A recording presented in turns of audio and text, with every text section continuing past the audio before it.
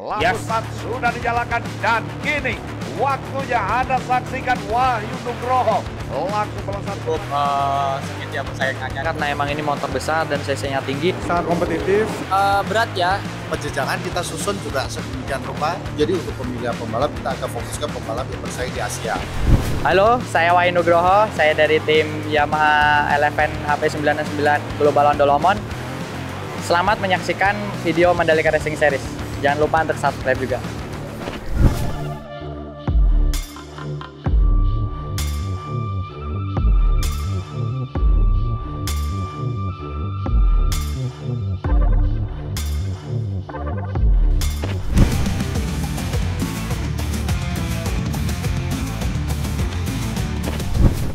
Halo MRS Lovers. MRS Lover. Gimana Mas Kak? Ini kita round 4 nih. Kita ketemu lagi di Mandalika Racing Series round 4 nih. Iya, round 4 round penentuan sebenarnya karena kan tinggal satu seri lagi. Yes. Banyak pembalap-pembalap yang poinnya ini masih kejar-kejaran karena masih tersisa 3 kali mereka harus balap lagi Mas Eka di round 5 nanti ya. Iya.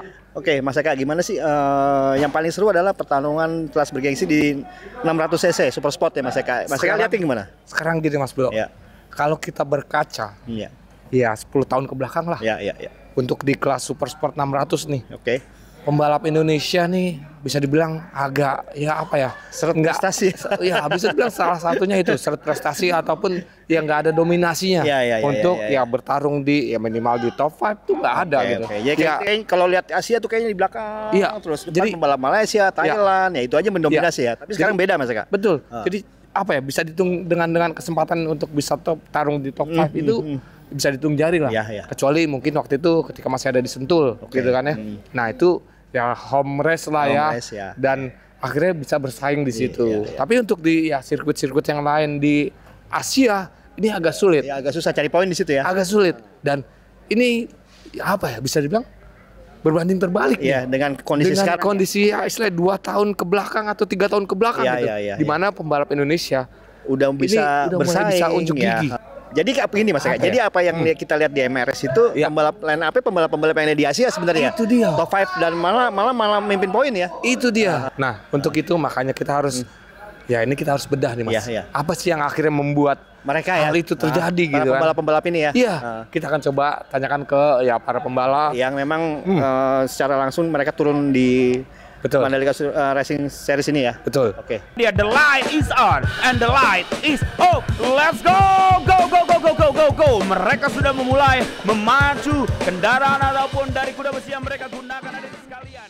Di lintasan balap Asia, angin segar datang dari pembalap muda Indonesia di kelas Super Sport 600 cc. Prestasi mereka kini bukan lagi sekedar harapan, melainkan kenyataan yang membanggakan. Berbeda jika melihat beberapa tahun ke belakang, di mana kelas ini lebih didominasi pembalap Asia lainnya. Kini, jumlah pembalap berbakat di kelas 600 cc terus bertambah, membuktikan bahwa generasi baru pembalap Indonesia siap menaklukkan dunia balap Asia dan mengharumkan nama bangsa. Walaupun di round kedua saya sempat absen karena cedera, namun yang sudah saya ikuti di round pertama, round ketiga, dan round keempat ini cukup sengit ya persaingannya dengan juga satu tim sendiri dan juga dari tim Yamaha seperti Wahyu dan juga Fairozi. Untuk persaingan di kelas MRS 600 sangat kompetitif karena kita tahu kan mungkin top 5 atau top 3-nya itu diisi dari Radan Indonesia, ada Nanta, ada Wahyu, ada Herjun. Jadi menurut saya persaingan di 2025 ini sangat kompetitif. Persaingannya berat ya, karena di sini semua pembalap nasional juga turun semua, pembalap bagus juga turun, tim-tim bagus. Ini pembalap Indonesia di 600 di Asia ya juga turun. Jadi emang ini sekali lagi emang membantu saya untuk bisa beradaptasi di saat fighting di kelas ini. Untuk perbandingan di kelas 600 ini dibanding 250 bagi saya karena emang ini motor besar dan cc-nya tinggi, emang tidak terlalu seperti 250 dan 150 ya yang selalu jual beli overtake dan selalu balas membalas. Emang ini emang harus lebih safety. Di sisa round yang tinggal beberapa waktu lagi, para pembalap pun tidak hanya diam. mereka melakukan persiapan ekstra demi menduduki podium. Saya dan tim selalu mempersiapkan semua yang terbaik. Jadi untuk saya sendiri tidak ada strategi khusus atau apa, hanya ya kita persiapkan yang terbaik. Dari saya juga fisik, mental. Jadi ya mudah-mudahan masih ada kesempatan untuk saya bisa naik di 3 besar di championship-nya. Posisi saya sekarang ini di keempat championship-nya. Harus lebih banyak banget peningkatan di kelas ini karena ya ini sekali lagi ini CC besar, bobot motor juga sangat berat, bahkan lap juga bertambah, dan untuk fighting juga emang kita supaya bisa confident di atas motor emang perlu fisik yang lebih-lebih di kelas ini. Untuk metode saya sendiri, saya lebih mencoba banyak latihan di atas motor karena ya emang sirkuit juga dekat dari rumah, jadi bisa latihan lebih banyak dan mungkin beberapa porsi latihannya sedikit saya tambahin gitu. Untuk balapan MRS ini sih sebenarnya target dari tim itu latihan, perbanyak mileage di motor, dan juga mempersiapkan mempersiapkan pembalap untuk menghadapi seri-seri Asia berikutnya.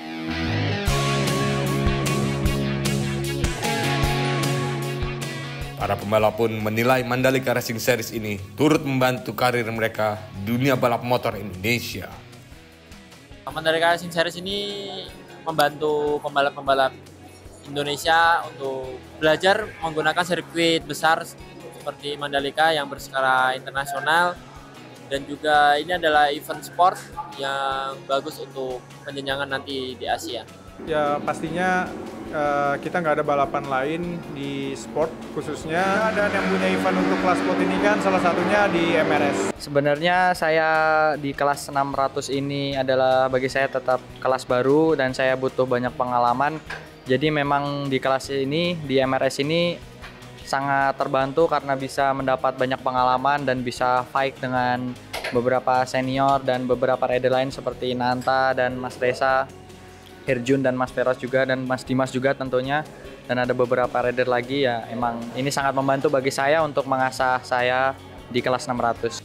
Ya pertama yang perlu digarisbawahi, kita punya potensi gitu ya. Nah akhirnya pada saat kita pencarian bakat dan sebagainya, mencari talent itu kita jadi karena kita nanti arahnya akan sampai ke Asia, kita mau ke 600 dan sebagainya. Penjenjangan kita susun juga sedemikian rupa sehingga kita bisa dapat talent-talent yang memungkinkan untuk kemudian terus di-develop kayak gitu. Sampai akhirnya nanti ke 600 ini kayak gitu. Dan kita melihat tadi karena kita semuanya sebenarnya punya potensi, tinggal bagaimana cara kita mengembangkannya gitu. Nah, pengembangan ini kita susun, programnya kita susun, dimulai dari mereka di usia dini sudah kita masukkan ke dalam beberapa kelas gitu ya, kelas bertahap sampai nanti ke 600, sehingga mereka secara skill juga di-improve terus, di-challenge terus, dikembangkan terus.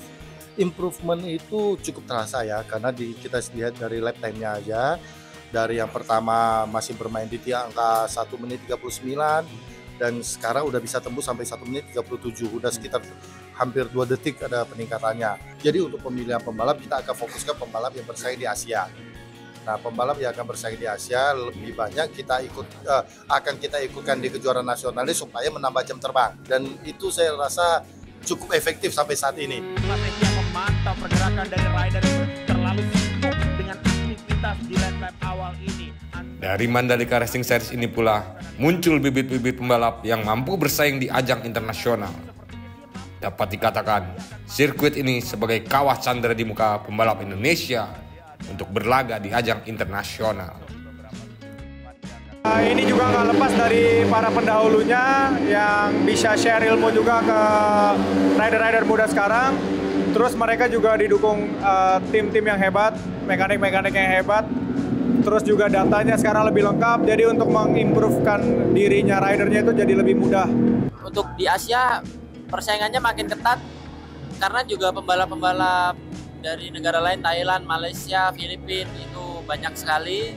Kompetisi seperti di MRS ini ada kelas 600 ini juga mendukung juga gitu ya. Artinya di sini juga menambah mileage-nya rider-rider Indonesia untuk berkompetisi, untuk menambah jam terbangnya mereka.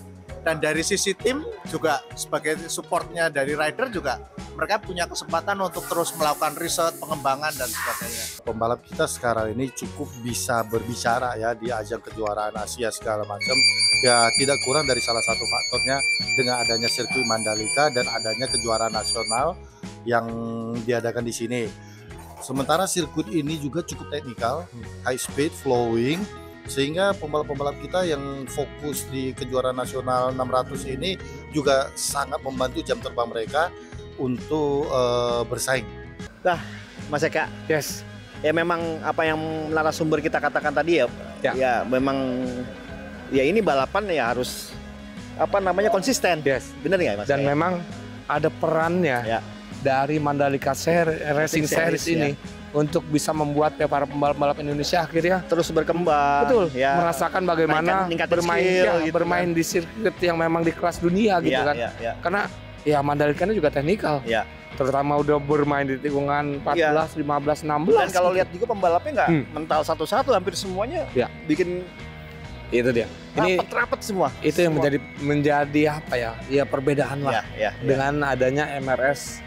Ya, makanya itu dia yang nanti mereka-mereka yang berprestasi di sini di Asianya juga bisa leading ya. Yes, kita ketahui lah. Mi Basam, Ade Nanta, pembalap muda juga ada loh ya. Pembalap muda juga ada. Oke, Mas Blo. Jadi itulah ya. Sampai ketemu di seri Round 5 ya. Seri terakhir. Jangan lupa di akhir Oktober dan di awal November. Saya Kabudiansyah. Saya Blo, mewakili Mandalika Racing Series. Sampai jumpa. See you MRS Lover.